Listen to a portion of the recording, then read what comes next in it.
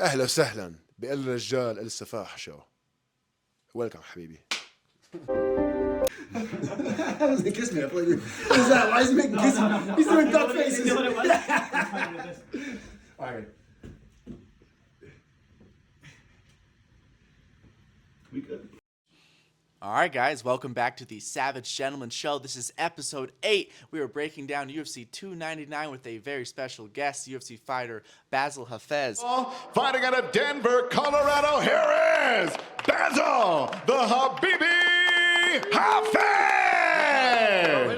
Bassil Hafez immediately in on the takedown attempt. Nearly knocked a cameraman off. On UFC Fight Pass 4. That is it! Come forward hard. Bang. Welcome to the show. Thank you for coming on. Appreciate you guys Breaking down the main event. Ryan, what do you have for Chito Vera? Chito Vera is a dog from the streets of Ecuador. Growing up, street fighting, got into martial art. He was on The Ultimate Fighter, had a good run there.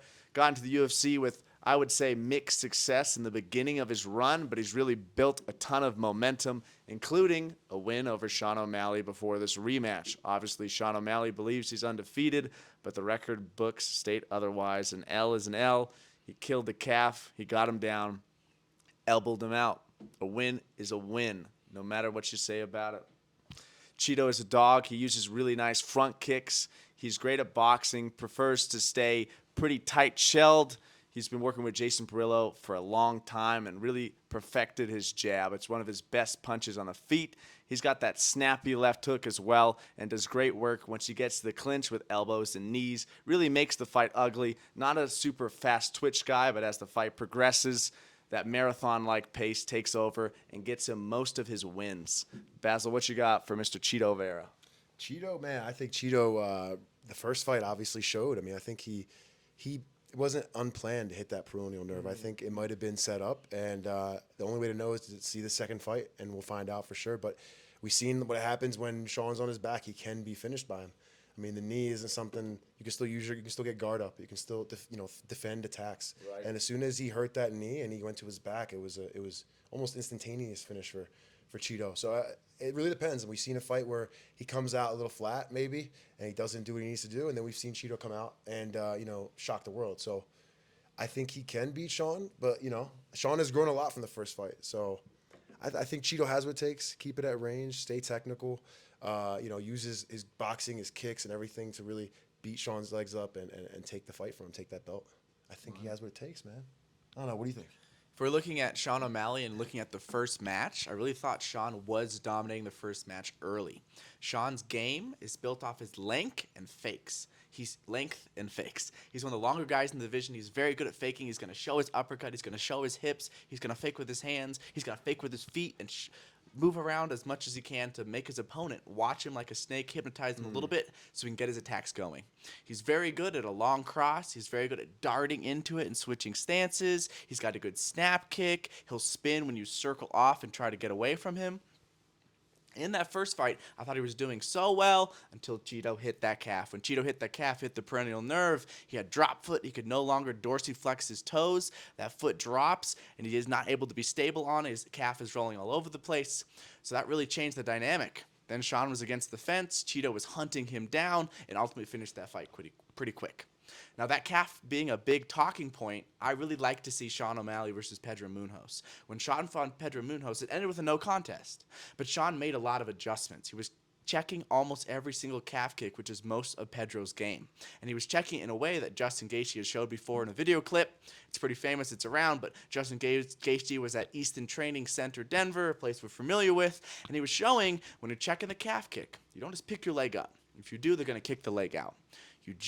You move your body backwards and cut your calf on an angle where your shin is facing their shin like two samurai swords hitting each other. So I think Sean can really adjust to that. The question in this fight is how many rounds does it go? If Sean gets an early finish, if this is a quick fight, that's good for Sean. But Chito's been in long fights, many 5-round fights. He's kind of a slow starter. If it goes late, it could be ugly for Sean. But I think early on, it's going to be really good for Sean. I think Sean can take this win. What do we think for a prediction? If you got to make an official prediction, what do you think, Bassil? Official prediction, I would say Chito Vera by decision. Yeah, I do think. I mean, I see Chito coming in, showing his striking, showing how much he's improved, honestly, and how much like he's not levels below. If anything, he's right there, or not, if not better than Sean striking. Sean has, I think, the intangibles, which is the ability to fight, really, the ability to brawl. You know, that's something that not every fighter has, and that's something. Flows. Yeah, it's to have that flow state and to really just scrap. And so I think Sean has that ability to do that and really kind of take it to Chito. I think when Chito has fought in guys that are a little more aggressive and put the pace on him and don't let him fight the fight he wants to fight, they end up getting the better of him, you know.